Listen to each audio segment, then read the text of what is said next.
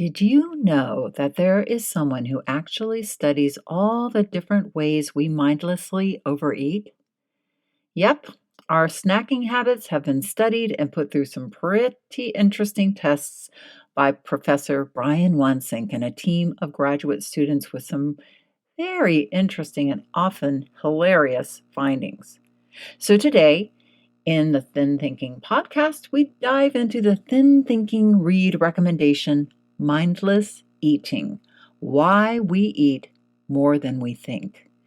And we will share a few juicy tidbits. They may brighten your day, enlighten your mind, and also reduce that mindless TV snacking just a bit too. So let's get started.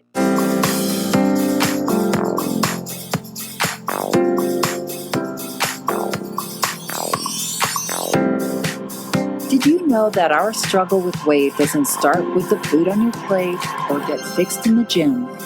80% of our weight struggle is mental. That's right. The key to unlocking long-term weight release and management begins in your mind. Hi there, I'm Rita Black. I'm a clinical hypnotherapist, weight loss expert, best-selling author, and the creator of the Shift Weight Mastery process. And not only have I helped thousands of people over the past 20 years achieve long-term weight mastery, I am also a former weight struggler, carb addict, and binge eater. And after 2 decades of failed diets and fad weight loss programs, I lost 40 pounds with the help of hypnosis. Not only did I release all that weight, I have kept it off for 25 years. Enter the Thin Thinking podcast, where you too will learn how to remove the mental roadblocks that keep you struggling. I'll give you the thin thinking tools, skills, and insights to help you develop the mindset you need, not only to achieve your ideal weight, but to stay there long term and live your best life. Sound good? Let's get started. Hello there, friends. I am very thrilled to be diving into today's Thin Thinking Read. Mindless Eating is a book that was published well over a decade ago, so it's not something that's new out on the market. But I really have been thinking about sharing this with you guys for a really long time because this is one of my favorite books. And I used to have a copy of this book right by in my office. I have this big reclining hypnosis chair. It's very comfy, and people would sit in that chair and look at this book and say, "Oh, what's this book all about?" And I told them, it's a bunch of cool research studies into mindless eating, as well as some great strategies for snacking and eating healthier. And I actually had the pleasure of meeting Professor Wansink in 2011, and I had him sign my book, which was thrilling. He was in Manhattan Beach doing a keynote speech for the Blue Zone Project, which was a very fascinating project we can talk about another time. But what I want to say is that pretty much everyone I turned on to this book thanked me and got as much enjoyment out of it as I did. Maybe you've read it yourself. Because let's face it, mindless eating can be a big deal, and often we are so mindless, we don't even realize that it has become a big deal. That is what this book dives into, and I must say, it's pretty hilarious how unconscious we get around food.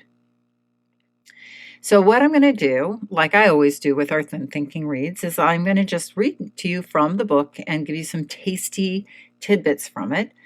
But I'm going to start by reading the overview of the book, just so you have an idea. So, food psychologist Brian Wansink revolutionizes our awareness of how much, what, and why we're eating, often without realizing it. His findings will astound you. Can the size of your plate really influence your appetite? Why do you eat more when you dine with friends? What hidden persuaders are used by restaurants and supermarkets to get us to overeat? How does music or the color of the room influence how much, how fast we eat? How can we mindlessly lose instead of gain up to 20 pounds in the coming year? Starting today, you can make more mindful, enjoyable, and healthy choices at the dinner table, in the supermarket, at the office, wherever you satisfy your appetite. Okay, sounds good. All right, so I'm going to just dive into the book. I've highlighted and earmarked three different sections I thought you would find fascinating. I kind of giggle when I read them, so I hope you giggle a bit too. This is from Chapter 2, The Forgotten Food. Your stomach can't count. It can't count the number of spoonfuls of golden grams you had for breakfast. It can't count the number of ounces in the overpriced Frappuccino you drank on the way to work. It can't count the number of French fries you inhaled in the first 90 seconds of your lunch. It can't count the number of calories in the aptly named Chubby Hubby ice cream that you ate standing in front of the refrigerator when you got home. Our stomachs are bad at math, and what's more, we get no help from our attention or our memory. Don't register how many pieces of candy we ate from the communal candy dish at work, and whether we ate 20 French fries or 30. It gets even worse when we're dining out with our family and friends. 5 minutes after dinner, 31% of the people leaving an Italian restaurant couldn't even remember how much bread they ate, and 12% of the bread eaters denied having eaten any bread at all. I love that. It's so true. Considering our imperfect food memory, it seems that the last person we should rely upon to stop eating is ourselves. It's not necessarily that we're trying to fool ourselves or that we're living in blissful, snug clothing denial. We're just not designed to accurately keep track of how much we've consumed. If we could see what we've eaten, we would probably eat less. For instance, if we could see all of the Chinese food we shoveled onto our buffet plates, or if we could see all of the handfuls of potato chips that we've already inhaled before reaching for another, we would probably stop eating before the point our stomach hurts. Unfortunately, most foods don't leave a table trace. That is, after we eat them, all the evidence is gone. All that remains is an empty plate. Chicken wings, now known by sports bar sophisticates as buffalo wings, are different. After we finish a chicken wing, the bony evidence remains. If we eat 3 chicken wings, we see 3 bones. If we eat 8 chicken wings, we see 8 bones. This gave my graduate students and me an idea. Usually when people are given all of the chicken wings they can eat, such as at a party or a sports bar, the bones are continuously bussed from the table and we lose track of how many we've eaten. But what would happen if the bones stayed right there? Every time the partygoers looked down, there would be a stark reminder, a stunning bony count. Would this lead them to eat less? On one Super Bowl Sunday, we invited 53 MBA students to a party at a local sports bar to test our idea. We promised them free chicken wings, a big screen, and a great excuse to avoid studying. When the hungry MBA students arrived, they were led into a private party area and seated on bar stools at the high 4-person tables. In the center of the room was a buffalo buffet, loaded with heaping steam trays of wings and a number of sauces that looked like scalding cheese whiz or scorched low-price barbecue sauce. After ordering, they wanted to drink. Soft drinks were free, and the students circled the buffet and pounced. They took all the wings they wanted and returned to their tables. When they finished their chicken wings, they could pile up the bones in empty bowls that were conveniently provided on each table. Throughout the evening, whenever they wanted more wings, all they had to do was roll off their bar stool and amble over to the buffalo buffet. Every time the Super Bowl commercials came on, they could disrespectfully ignore millions of dollars worth of advertising genius and go refill their plates. The waitresses were working with us, and they were instructed to bust the leftover chicken bones from only half of the tables. They bussed these tables 3 or 4 times through the night, each time leaving a clean, empty bowl for future bones. While the waitresses were out front, we were in the kitchen. When they brought the bones back to the kitchen, they told us which table each bowl came from. Then we counted and weighed the number of leftover bones to determine how much the people at that table had eaten. But that's only half the story. The waitresses had also been instructed to ignore the growing piles of bones on the other tables. They could stop by and take drink orders, but the bones just kept piling up where they lay. After the game was over and the happy MBA students had left the building, we went over to these tables, counted the bones, weighed them, and rolled the garbage cans over. Sometimes it even surprises us how predictable people are. If our guests had their tables continuously bussed, they continually ate. Clean plate, clean table, get more, eat more. Their stomachs could not count, so the clear table group kept eating until they thought they were full.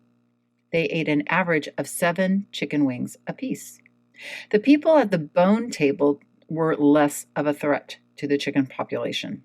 After the Super Bowl was over, they had eaten an average of 2 fewer chicken wings per person. 28% less than those whose tables had been bussed. Our stomach can't count, and we don't either. Unless we can actually see what we're eating, we can very easily overeat. Unless a person consistently weighs him or herself, most people start realizing they've overeaten and have gained weight only when their clothing gets uncomfortably tight. Interesting, huh? I love that story. And believe me, I have become very aware of that while dining out. It's very interesting, especially with the chicken wings. My husband loves the chicken wings, so we keep the bones at the table. Okay, so here is one that's called the seafood trap. There was a silly one-liner that was a big hit in my 4th grade hot lunch room for about 2 weeks.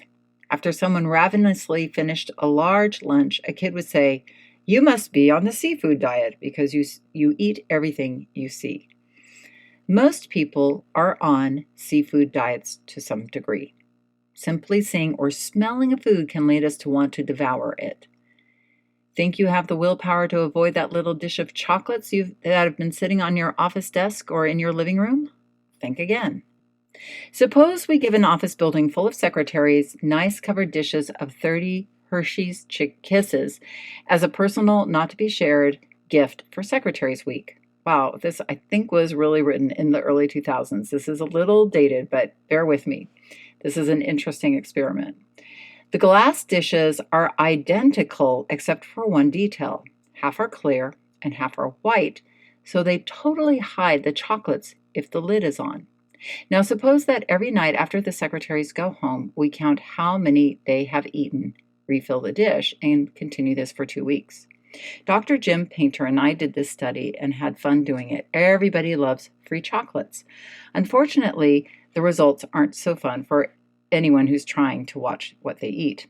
Secretaries who had been given candies in clear desktop dishes were caught with their hand in the candy dish 71% more often as those given white dishes. Every day that dish was on their desk, they ate 77 more calories. Over a year, that candy dish would have added over 5 pounds of extra weight. What is a little scary is that none of them would have probably known where those pounds came from. It's not just candy on the desk.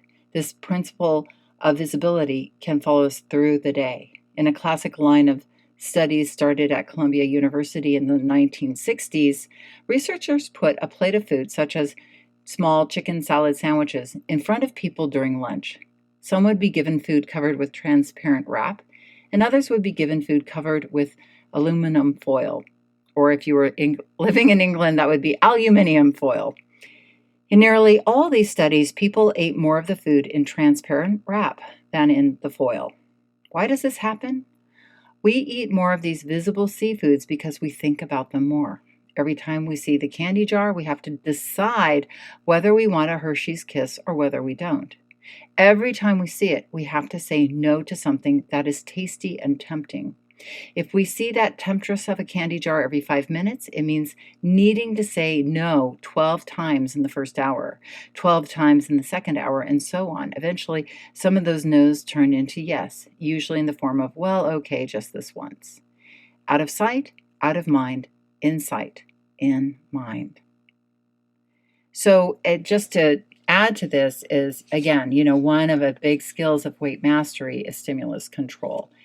And really, this is speaking to that idea that if we see something If we have a food on the counter in our kitchen, or even if we know like it's in our cupboard and it's a trigger food, it calls our name and we're always having to have a relationship with it. We're always having to say, nope, nope, nope, nope, and it wears us down.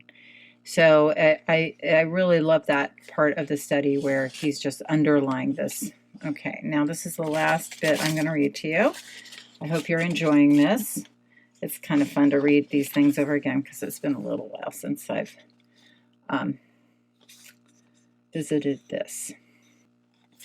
Okay, so as we get towards the back of the book, he starts to give some ideas about how we can manage things. So this is think extra small and extra large. Why do food companies supersize? From 1970 to 2000, the number of new larger sized packages increased tenfold. There are two reasons. One, to satisfy our demand for value, and two, to match the competition. There will always be people who want to buy a lot of food for very little money. If only one restaurant provided supersized value meals, it would catch both our attention and our $3.59. If the competitor across the street didn't quickly do the same, they'd have to start closing up shop. But while some of us want supersized values, others want smaller packages. We call these the portion-prone segment. For instance, we found that half of the loyal users of one popular snack food said that they would pay 15% more for a new package that helped them better control how much they ate. Although smaller packages would be more expensive per ounce compared to larger ones, this portion-prone segment would be willing to pay more to eat less or to eat better. Given the $43 billion spent on diet foods and weight loss programs each year, this is probably a big segment of people, and it's probably a lot more money now. Should companies abandon the value-priced supersized packages in favor of the little boutique-sized portion packs? Absolutely not. There are sizable markets for both, one that wants value and one that wants portion control. Some snack food companies have started to capitalize on this with the new 100-calorie packages, which isn't so new anymore. Create packages with pause points. Remember when we moved from Candy Dish 6 feet away from the secretaries and they ate half as many? I guess that was the second part that I didn't read you, but they moved the candy dishes away as a way of stimulus control. Well, remember when we moved the candy dish 6 feet away from the secretaries and they ate half as many? They told us that the 6-foot distance gave them time to pause and to ask themselves whether they were really hungry. In the same way, building pause points into packaging can give people a chance to ask themselves if they really want to keep eating. Pause points can be created by creating a large container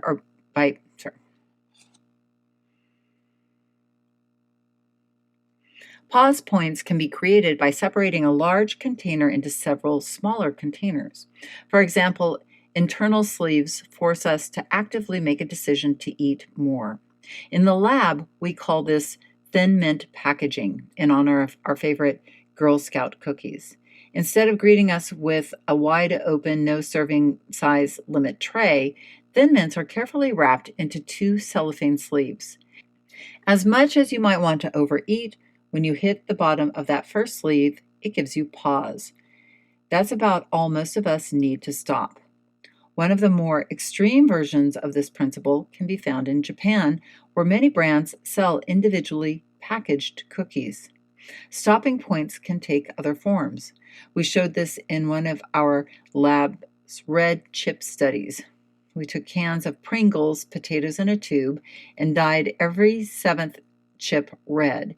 In other cans, we dyed every 14th chip red. In the last group of cans, we left plain, no red chips. We then set up a video and invited people in to enjoy some Pringles.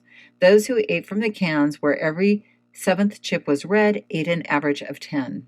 Those who ate from the cans where every 14th chip was red ate an average of 15. Those with no red chips ate 23.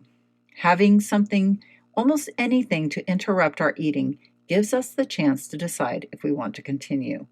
Large multi-packs containing smaller individual servings also provide natural breaking points.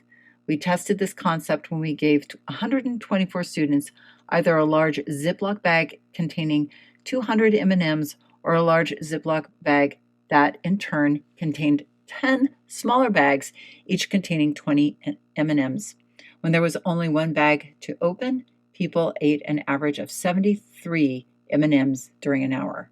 Those with the smaller bag usually ate a multiple of 10. When the hour was over, they had eaten an average of 42 each. Not a big deal? That's 112 less. The mindless margin. All right, I could keep reading for hours, but I feel like that's enough. I gave you a nice little tasty tidbit and maybe something to think about as you go into your week, thinking about, I love that idea of creating those natural pause points in your eating. And maybe that's something that you can take into your idea of, adding that to the stimulus control in your life. But I love this book. I highly recommend it if you are interested in abstaining from mindless eating and moving out of old patterns. It's very illuminating. And like I said, and like hopefully you could see, it's very entertaining. All right, you guys. So here's an announcement. Just make sure you are on our email list because we have our first anniversary of our podcast coming up. And I'm going to be giving away some pretty cool stuff. So we're starting next week. I'll make that announcement. So, make sure that you're all joined up so that you can learn more about what we're doing. And you can sign up in the show notes. Check it out.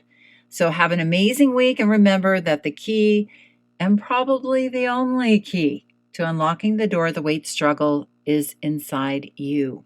So keep listening and find it. Thank you, and I look forward to seeing you next week. Thanks for listening to the Thin Thinking Podcast. Did that episode go by way too fast for you? If so, and you want to dive deeper into the mindset of long-term weight release, head on over to www.shiftweightmastery.com. That's www.shiftweightmastery.com, where you'll find numerous tools and resources to help you unlock your mind for permanent weight release, tips, strategies, and more. And be sure to check the show notes to learn more about my book, From Fat to Thin Thinking, Unlock Your Mind for Permanent Weight Loss, and to learn how to subscribe to the podcast so that you never miss an episode.